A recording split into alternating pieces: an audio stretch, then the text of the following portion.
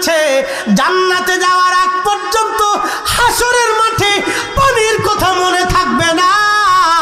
চিৎকার মেরে জোরে বলবেন কি ইয়া রাসূলুল্লাহ। সেই হাউজে কাউসারের মালিকানা আমার নবীর হাতে থাকবে। একবার জোরে বলা যাবে কি মারহাবা। শ্রেষ্ঠ নবী দিলাম রে তরিয়ে নিতে রোজা হাসরে, ঠিক কি না?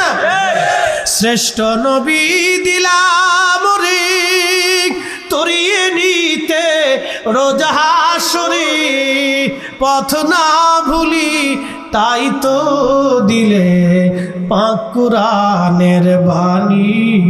খোদা তুমি মেহেরবানি, সুন্দর ফুল সুন্দর ফল, বলেন মিঠা নদীর পানি, খোদা তোমার মেহেরবানি, খোদা তোমার মেহেরবানি। মালিক ইবনে দিনার আল ইরাকি আল বসরি বলতেছিলেন, দুনিয়ার মানুষে হাসরের মাঠ বড় ভয়াবহ। ওই কঠিন মাঠে আমি দেখলাম আমার একটা সাপ দাবড়াইতেছিল, কালো বিরাট বড় অজগর সাপ, চোখ তার একটা তিলক বিশিষ্ট, খুবই ভয়ঙ্কর। এই সাপটা আমার পিছে পিছে আমাকে দাবড়াইতে লাগলো। সারা হাসর মাঠ তন্ন তন্ন করে আমি সাহায্যের জন্য খুঁজলাম, কিন্তু কেউ আমাকে সাহায্য করলো না। হাসরের মাঠের এক কোণার ভিতরে আমি যা দেখলাম এক বৃদ্ধ লোক সুন্দর পোশাক পরে বসে আছে। আমি তাকে বললাম, বৃদ্ধ আপনি সাপ থেকে আমাকে বাঁচান, এটা আমাকে তাড়া করতেছে, ও আমাকে কামড়াবে, মেরে ফেলবে আজ। বৃদ্ধ ডাক দে বলল, মালিক রে আজকে আমি তোমার সাহায্য করার কোনো ক্ষমতা রাখি না, কারণ আমি বৃদ্ধ, আমার শক্তি দুর্বল, তুমি অন্য কোথাও দৌড়ে যাও। মালিক ইবনে দিনার বললেন, আমি দ্রুত গতিতে দৌড়াইতে লাগলাম। বিরাট বড় হাসরের মাঠের এক কোনায় যা দেখলাম সুন্দর আলিশান বিরাট বড় একটা প্রাসাদ। এই প্রাসাদের মধ্যে ছোট ছোট বাচ্চারা খেলাধুলা করতেছিল। এই প্রাসাদের দিকে যখন আমি আশ্রয়ের জন্য দৌড়াইতে লাগলাম, একজন ফেরেশতা ঘোষণা দিল, এই প্রাসাদের বাচ্চারা, ছোট ছোট গিলমান গোলাম যারা আছো তোমরা বের হয়ে আসো। একজন আল্লাহর বান্দা প্রাসাদের দিকে দৌড়ায় দৌড়ায় সাহায্যের জন্য আসতেছে, মনে হয় তার কোনো আমানত এই প্রাসাদের ভিতরে আছে। আমি প্রাসাদের দিকে দৌড়ায় দৌড়ায় গেলাম, যাওয়ার পরে ফেরেশতা দরজা খুলে দিল। আমি ভিতরে দৌড়াইলাম আর দেখি হাজার হাজার বাচ্চারা দৌড়ে আসতেছে। ওর ভিতরে দেখি আমার সেই ছোট্ট মেয়েটা যে আমার কোল ফাঁকি দিয়ে খালি করে চলে গিয়েছিল। আমি মালিক দেখি রে ওই মেয়েটা দৌড়ায় দৌড়ে আমার দিকে দৌড়ে আসতেছে। আমারে দেখা আব্বু আব্বু বলে দৌড়ায় আমাকে জড়ায় ধরছে।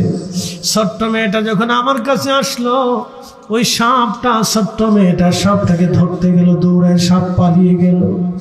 আমি বসে বললাম, মেয়েটা আমার কোলের মধ্যে বসে আমাকে আদর করতে লাগলো, আমার দাড়ি ধরে চুল ধরে মাথা ধরে মেয়েটা আমাকে আদর করতে লাগলো।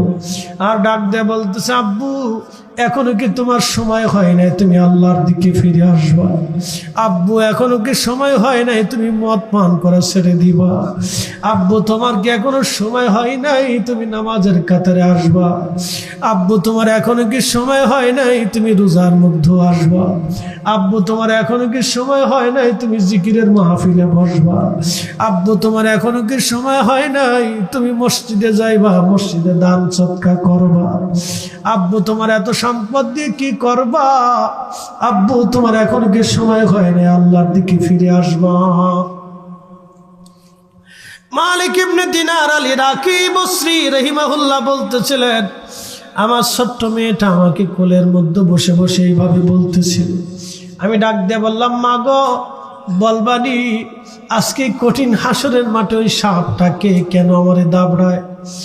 আমার মেয়েটা ডাক দিয়ে বলতে, আব্বাজান ওই সাপটা হলো আপনার বদ আমল, সারা জীবন আপনি অন্যায় কাজ করেছেন, জুলুম করেছেন, আল্লাহর সাথে আপনি আল্লাহর বিরুদ্ধাচরণ করেছেন, আল্লাহর আইনের বাহিরে কাজ করেছেন।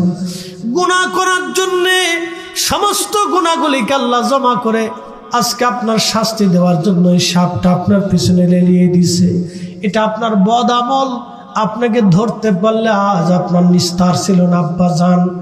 আপনি আজ যেতে পারতেন না, এই হাসরের মাঠে কঠিন আযাবের ভিতরে আপনি পড়ে যাইতেন। মালিককে দেখে বলতেছে, মা বলো তো ওই বৃদ্ধ যে হাসরের মাঠের কোনায় বসেছিল, এই বৃদ্ধটাকে? সেই দিন মেয়েটা ডাক দিয়ে বলতেছে, আব্বাজান ওই বৃদ্ধটা হলো আপনার নেক আমল। আপনি জীবনে আমল কম করেছেন, আমলটাকে দুর্বল বানাইয়া আপনি গুনার কাজ ভারী ভারী করছেন। আব্বাজান আমলটারে কম করিয়া গুনার কাজ ভারী করেছেন। ওই গুনাহ হলো সাপ, আর ওই বৃদ্ধটা হলো নেক আমল। আপনি তার কাছে সাহায্য চেয়েছেন, কিন্তু আপনার আমল দুর্বল করে রাখার কারণে আজকে হাসরে আপনাকে সে সাহায্য করে নাই। ডাক দিয়ে বলতেছে, মাগো এই জান্নাতি প্রাসাদের মধ্যে তোমরা কি করো? এত ছোট ছোট বাচ্চা কাঁদে। বলতেছে, আব্বাজান এই যাদের ছোট্ট কোল খালি দিয়ে যার সন্তান মারা যায়, ছোট্ট কালে যার সন্তান মারা যায়, যেই মায়ের কোল খালি হয়ে যায় বাচ্চাগুলির আল্লাহ হাসরের মাঠে এইখানে প্রাসাদে জান্নাতের ভিতরে তাদের বসবাস করা। আল্লাহ এখানে তাদের লালন পালন করে এই জান্নাতের মধ্যে তারা থাকে। ডাক দেয়া বলতেছেন, মা তুমি কি তাহলে জান্নাতে? বলে, হ্যাঁ আব্বাজান এই জান্নাতে আমি। আব্বাজান আজকে যদি আপনার এই কন্যা সন্তান মারা না যাইতো, তাহলে আজকে আপনি মালিক ইবনে দিনার জাহান্নামের মধ্যে নিক্ষিপ্ত হয়ে যাইতেন। এখান থেকে আপনি আর যেতে পারতেন না। আব্বাজান আমি আপনার মেয়ে, আজকে আপনি আমার কাছে আসার কারণে আপনার সাহায্য করতে পারলাম। তবে আব্বাজান ফিরে যাচ্ছেন, কোনোদিন আল্লাহ থেকে জুদা হয়ে যাইয়েন না। স্বপ্ন দেখার পরে মালিক ইবনে দিনারের ঘুম ভেঙে গেল। ওই অবস্থায় তিনি তওবা করলেন, গোসল করলেন, ওযু করলেন, ফজরের নামাজ পড়লেন। সকালবেলা সারা ইরাকের হাজার হাজার গরিব মানুষদেরকে ডেকে দিয়ে মালিক ইবনে দিনার রাহমাতুল্লাহ আলাইহি তিনি সমস্ত টাকাগুলি, জমানো অর্থগুলি আল্লাহ রাস্তায় দান করে দিয়ে তিনি মিসকিন হালতে আল্লাহর জন্য তিনি বের হয়ে গেলেন। পৃথিবীর এমন কোনো আলেম নাই যে ওনার জীবনী না লিখেছেন, এমন কোনো আলেম নাই ওনার প্রশংসা না করেছেন। একবার জোরে বলা যাবে কি আল্লাহু আকবার? তাহলে বলেন আমরা ফিরে যাব কার কাছে? একসাথে বলেন, কার কাছে ছিলাম? কার কাছে যাব? কার কাছে? কি নিয়ে যাব? মিষ্টি, ছানা, দই, টাকা, সোনা দানা, দামি গহনা, এগুলি নেওয়ার কি কোনো সুযোগ আছে? কি নিব? 1 নম্বরে ঈমান, 2 নম্বরে আমল। এর বাহিরে কেউ নেওয়ার কিছু আর আছে? সুযোগ আছে? কোনো সুযোগ নেই। হাজরাতে মালিক ইবনে দিনারের জীবনই পরিবর্তন হয়ে গেল। শুধু পরিবর্তন হয় নাই, তিনি এত বড় ওলি আল্লাহ হয়ে গেলেন, এত বড় দরজার ওলি হয়ে গেলেন। মালিক ইবনে দিনার রাহমাতুল্লাহ আলাইহি এত বড় ওলি হলেন। নদী দিয়ে তিনি যাচ্ছিলেন, খুব মনোযোগ দিন, নদী দিয়ে যান। নদী দিয়ে যাওয়ার সময় মাঝি ডাক দেয়া বলল, মালিক পয়সা দাও। মালিক ইবনে দিনার বললেন, মাঝি রে পয়সা দেব কোত্থেকে? আমার তো কোনো পয়সা করি নাই, আমি গরিব মানুষ, কোথার থেকে আমি পয়সা দিব? মাঝি ডাক দেখায়, মালিক পয়সা যদি না দিতে পারো ঘাড় ধাক্কা দিয়ে নদীর মধ্যে আজ ফেলে দেব। দে বেটা পয়সা দে, ফাগলামি করার জায়গা পাও না, নৌকায় উঠছো, পয়সা দাও, ভাড়া দাও। তো মালিক ইবনে দিনার অনুনয় বিনয় করে বলে, মাঝি রে আমি তো গরিব মানুষ, তুমি জানো আমি দিনহীন, আল্লাহর পথের মুসাফির, আমার কাছে কোনো পয়সা নেই। তো মালিক ইবনে দিনার রে মাঝি ঘাড় ধাক্কা দিয়ে নৌকা থেকে বের করতে চায়। আল্লাহ ডাক দিয়ে বললেন, ফেরেশতা তোমরা সব মাছের কাছে খবর পাঠাও, আমার মাছ যেন মুখে করে একটা করে স্বর্ণ মুদ্রা নিয়ে আমার মালিকের নৌকার চারপাশে যেন উপস্থিত হয়। মালিক যত পয়সার দরকার হয় যেন মাঝিকে বুঝাই দেয়। একসাথে বলবেন আল্লাহু আকবার। না হয় না, আরো জোরে বলবেন আল্লাহু আকবার। যে না বলবেন বুঝবো সে কিপটে। আরো জোরে বলে আল্লাহু আকবার।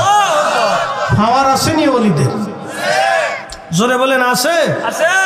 ফরিদি সাহেবের জন্য মাছ আইবনি? আপনাদের ভিতরে কেউ আসেনি? বাংলাদেশে এখন বহুত জিন্দা পীর বেরোইতেছে। কি কথা কন না কে? জোরে বলেন, কথা কন না কে? বহু জিন্দা পীর বাংলাদেশে হচ্ছে। তো বহুত কামিলদার জিন্দা ফিরে গেলে বলেন, তাহলে আপনারা একটু পদ্মা নদীতে যে কিছু মাছ এরকম পয়সা করে নিয়ে আসেন। আমরা দেশে সবকিছু দাম সাম বেরিয়ে যেতেছে, কিছু দরকার। উচিত কথার ভাত নাই বাবা। কি কথা কন না কেন? উচিত কথার ভাত নাই।